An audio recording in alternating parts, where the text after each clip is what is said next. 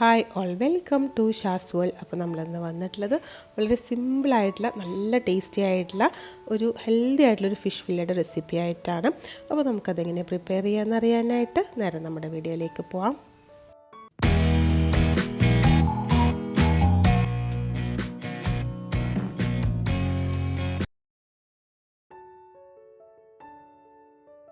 ഞാനിവിടെ ഒരു piece fish ഫില്ലയാണ് എടുത്തിട്ടുള്ളത്. ഇത് ഫ്രോസൺ ഫില്ലാണ് എടുത്തിട്ടുള്ളത്. നിങ്ങൾക്കിപ്പോൾ ഇതിന് പകരം വേണമെന്നുണ്ടെങ്കിൽ ഫ്രഷ് ആയിട്ടുള്ള ഫിഷിൻ്റെ സ്കിന്നും ബോണൊക്കെ മുള്ളൊക്കെ റിമൂവ് ചെയ്തിട്ട് ഇതുപോലെ കട്ട് ചെയ്ത് വാങ്ങിച്ചാലും മതി. ഇതിപ്പോൾ ഏകദേശം ഒരു 300-350 ഗ്രാമൊക്കെ ഉണ്ടായിരിക്കും. ഒരു പീസ് ഞാൻ നല്ലപോലെ ഐസൊക്കെ പോയതിനു ശേഷം കഴുകിയെടുത്തിട്ട് 3ആയിട്ട് കട്ട് ചെയ്തെടുത്തിട്ടുള്ളതാണ്. ഇതിലൊട്ടും വെള്ളം ഉണ്ടാവാൻ പാടില്ല കേട്ടോ. അഥവാ വെള്ളം ഉണ്ടെങ്കിൽ ടിഷ്യൂ പേപ്പർ വെച്ചൊന്ന് തുടച്ചെടുക്കണം. ഇതിലേക്ക് ഉപ്പ്, വളരെ കുറച്ച് കുരുമുളക് പൊടിയും അതുപോലെ തന്നെ ഒരു പിഞ്ച് കാശ്മീരി ചില്ലി പൗഡർ ഇട്ട് കൊടുത്തിട്ടുണ്ട്. നല്ലപോലെ ഒന്ന് തേച്ച് പിടിപ്പിക്കുക. വെള്ളം ഉണ്ടെങ്കിൽ പിന്നെ അത് നമുക്ക് കറക്റ്റ് കിട്ടില്ല.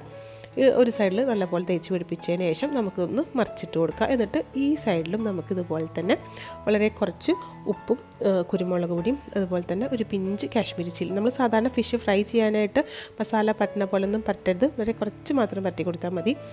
അതുപോലെ ഇട്ടിട്ട് എല്ലാ സൈഡിലൊന്ന് തേച്ച് കൊടുക്കണം. പിന്നെ നമുക്കിത് സാധാരണ ഫിഷൊക്കെ മാരിനേറ്റ് ചെയ്ത് വെക്കുന്ന പോലെ ഒരുപാട് ടൈം വെക്കേണ്ട ആവശ്യമൊന്നുമില്ല. ജസ്റ്റ് ഉപ്പും കുരുമുളക് പൊടിയും വളരെ കുറച്ച് കാശ്മീർ ചില്ലി പൗഡറും കൂടി ഇട്ടിട്ട് ഒന്ന് മസാല പറ്റിയതിന് ശേഷം ഇപ്പോൾ തന്നെ ഇതൊന്ന് ഫ്രൈ ചെയ്തെടുക്കാനായിട്ടുള്ളതാണ്. അപ്പോൾ ഞാനിപ്പോൾ ഫിഷിൻ്റെ രണ്ട് സൈഡിലും ഒന്ന് മാരിനേറ്റ് ചെയ്തെടുത്തിട്ടുണ്ട്. അപ്പോൾ നമുക്കിതൊന്ന് ഫ്രൈ ചെയ്തെടുക്കാം. ഇതൊരു പാൻ അടുപ്പത്ത് വെച്ചതിന് ശേഷം ഞാൻ അതിലേക്ക് ഇത് ബട്ടർ ഇട്ട് കൊടുത്തിട്ടുണ്ട്. നമ്മൾ ഈ ഒരു ഫിഷ് ബട്ടർ തന്നെ വേണം കേട്ടോ ഫ്രൈ ചെയ്തെടുക്കാനായിട്ട്. ഈ ബട്ടർ എല്ലാ ഭാഗത്തേക്കൊന്നും ആക്കി കൊടുത്ത് ബട്ടർ ഒന്ന് മെൽറ്റായി വരുമ്പോൾ നമുക്കിതിലേക്ക് നമ്മൾ മാരിനേറ്റ് ചെയ്ത് വെച്ചിട്ടുള്ള ആ ഒരു ഫിഷിൻ്റെ പീസ് ഓരോന്നായിട്ട് ഇട്ട് കൊടുക്കാം കേട്ടോ. ഒരു മീഡിയം ഫ്ലെയിമിൽ വെച്ച് കൊടുത്താൽ മതി. ഒരുപാട് ക്രിസ്പി ആയിട്ട് ഫ്രൈ ചെയ്തെടുക്കേണ്ട ആവശ്യമില്ല. ജസ്റ്റ് ഒന്ന് രണ്ട് സൈഡൊന്ന് തിരിച്ചു മറിച്ചിട്ട് കൊടുത്താൽ മതി. പിന്നെ ഇപ്പോൾ നമ്മുടെ വീഡിയോ കണ്ടുകൊണ്ടിരിക്കുന്ന ആരെങ്കിലും നമ്മുടെ ചാനൽ ഇതുവരെ സബ്സ്ക്രൈബ് ചെയ്തിട്ടില്ല എന്നുണ്ടെങ്കിൽ നിങ്ങളിപ്പോൾ തന്നെ സബ്സ്ക്രൈബ് ചെയ്യും കേട്ടോ. അതുപോലെ തന്നെ നിങ്ങൾക്ക് നമ്മുടെ റെസിപ്പീസൊക്കെ ഇഷ്ടപ്പെടുകയാണെങ്കിൽ നിങ്ങളൊന്ന് ലൈക്ക് ചെയ്യുക, ഷെയർ ചെയ്യുക. നിങ്ങളുടെ അഭിപ്രായങ്ങളൊക്കെ നമുക്ക് കമൻറ്റ് ബോക്സിലൊന്ന് എഴുതി അറിയിക്കുകയും കൂടി ചെയ്യാം കേട്ടോ. ഇപ്പോൾ ഞാൻ 2 മിനിറ്റ് ഒരു സൈഡൊന്ന് തിരിച്ച് മറിച്ചൊക്കെ ഇട്ടൊന്ന് കുക്ക് ചെയ്തെടുത്തിട്ടുണ്ട്. ഇത്രയും ആയാൽ മതി. നല്ല സോഫ്റ്റ് ആയിട്ടുള്ള ഫിഷാണ് കേട്ടോ അത്. അപ്പോൾ ഞാനിത് പാനിൽ നിന്ന് മാറ്റുകയാണ്. ഇനി ഇതേ പാനിലേക്ക് തന്നെ കുറച്ചും കൂടെ ബട്ടർ ആഡ് ചെയ്ത് കൊടുക്കണം. ഒരു 20 ഗ്രാം ബട്ടർ ഞാൻ അതിലേക്ക് ഇട്ട് കൊടുത്തിട്ടുണ്ട്. ഇനി ബട്ടർ നല്ലപോലെ ഒന്ന് മെൽറ്റായി വരട്ടെ. ഇത് നമുക്കിതിലേക്ക് ആവശ്യമായിട്ടുള്ള വെളുത്തുള്ളിയാണ്. അപ്പോൾ കുറച്ചധികം വെളുത്തുള്ളി ചെറുതായിട്ട് ചോപ്പ് ചെയ്ത് വേണം ഇട്ട് കൊടുക്കാനായിട്ട്. അപ്പോൾ വലിയ വെളുത്തുള്ളിയൊക്കെ ആണെങ്കിൽ ഒരു 6-7 ഒക്കെ എടുക്കാം. അതല്ലാന്നുണ്ടെങ്കിൽ ഒരു വലിയ 3 ടേബിൾ സ്പൂൺ ഇട്ട് കൊടുക്കാം. പിന്നെ ചെറുതായിട്ട് ചോപ്പ് ചെയ്തിട്ടുള്ള ഉള്ളി, ഒരു ഉള്ളിയുടെ ഒരു 1/4 ഭാഗം എടുത്തിട്ടുള്ളൂ. രണ്ടും കൂടെ നല്ലപോലെ ഒന്ന് ഇളക്കി കൊടുക്കണം. ആ ഉള്ളിയും ആ വെളുത്തുള്ളിയൊക്കെ നല്ലപോലെ ഒന്ന് സോട്ടായിട്ട് വരണം. ഇനി നമുക്ക് ഇതിലേക്ക് കുറച്ച് കുരുമുളക് പൊടി ആഡ് ചെയ്ത് കൊടുക്കാം. ഏകദേശം ഒരു 1/2 ടേബിൾ സ്പൂൺ കുരുമുളക് പൊടി അതിലേക്ക് ഇട്ട് കൊടുത്തിട്ടുണ്ട്. ഇനി ഇതിലേക്കൊരു പകുതി ചെറുനാരങ്ങയുടെ നീരും കൂടെ ഒഴിച്ചു കൊടുക്കണം. ഇനിയിപ്പോൾ നമുക്കിതിലേക്ക് ആവശ്യമായിട്ടുള്ളത് ക്രീമാണ്. നല്ലപോലെ ഒന്ന് മിക്സ് ചെയ്തെടുത്തതിന് ശേഷം നമുക്കിതിലേക്ക് ക്രീം ഒഴിച്ചു കൊടുക്കാം. ഒന്നെങ്കിൽ കുക്കിംഗ് ക്രീം ആഡ് ചെയ്ത് കൊടുക്കാം. പക്ഷേ ഞാനിപ്പോൾ ഇവിടെ ആഡ് ചെയ്ത് കൊടുക്കുന്നത് കോക്കനട്ട് ക്രീമാണ് കേട്ടോ. കോക്കനട്ട് മിൽക്കല്ല, കോക്കനട്ട് ക്രീം സെപ്പറേറ്റ് നമുക്ക് ഇതുപോലെ തന്നെ വാങ്ങിക്കാൻ കിട്ടും. കോക്കനട്ട് ക്രീം തന്നെ വേണം നിർബന്ധമൊന്നുമില്ല. കുക്കിംഗ് ക്രീം ആയാലും കുഴപ്പമില്ല. കോക്കനട്ട് ക്രീം ആകുമ്പോൾ കുറച്ചും കൂടെ നല്ലൊരു ഫ്ലേവറാണ്. പിന്നെ കമ്പാരിറ്റീവ്ലി റേറ്റും കുക്കിംഗ് ക്രീമിനേക്കാളൊക്കെ റേറ്റും കുറവാണ്.